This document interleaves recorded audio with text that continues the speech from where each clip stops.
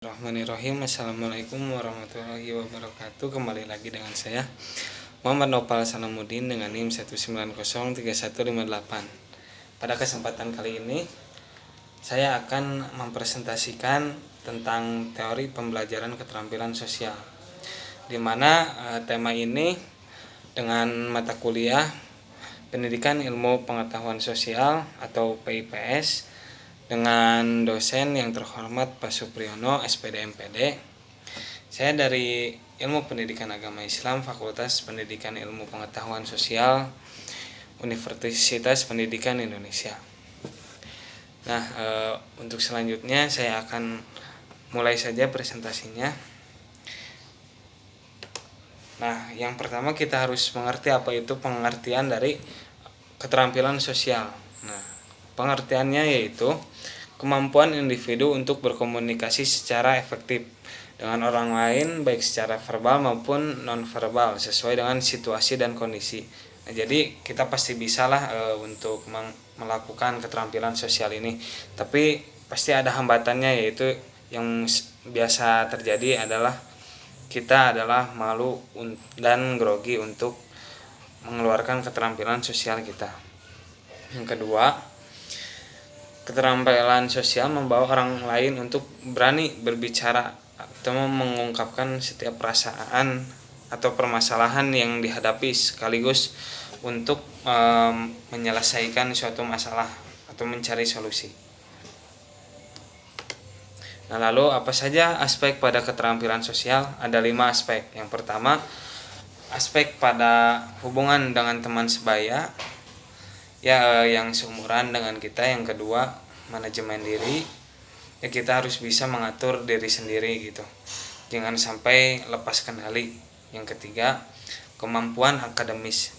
Nah, selain kemampuan non akademis, kita juga harus bisa memiliki kemampuan akademis baik itu di sekolah ataupun perguruan tinggi. Yang ketiga,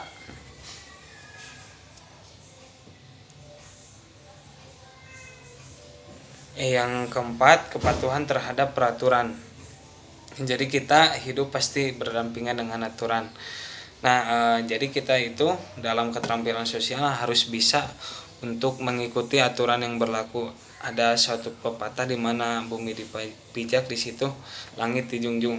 Nah, itu berarti kita harus bisa mengikuti suatu aturan yang kita sedang berada di dalamnya, baik itu di rumah ataupun di lingkungan pertemanan dan lain sebagainya. Yang terakhir, yang kelima, menempatkan diri pada posisi yang tepat. Nah, kita harus mengetahui di mana kita harus berada sekarang gitu. Kita sekarang misalnya di keluarga berada posisi sebagai anak, kita harus tahulah anak itu harus sebagai anak itu harus bagaimana terhadap orang tua ataupun terhadap keluarga. Nah, lalu implementasi keterampilan sosial di sekolah. Nah, emang bukan hanya di sekolah, bisa di perguruan tinggi, di masyarakat dan lain sebagainya. Tapi pada kesempatan kali ini saya akan menyampaikan tentang di sekolah. Nah, contoh penerapannya yang pertama, penegakan peraturan. Kedua, contoh teladan atau modeling dari guru. Ketiga, penganjuran sikap positif berupa nasihat dan teguran. Nah, lalu yang terakhir, yang keempat, pembelajaran keterampilan sosial di kelas secara langsung. Nah, lalu untuk selanjutnya, teori pembelajaran keterampilan sosial.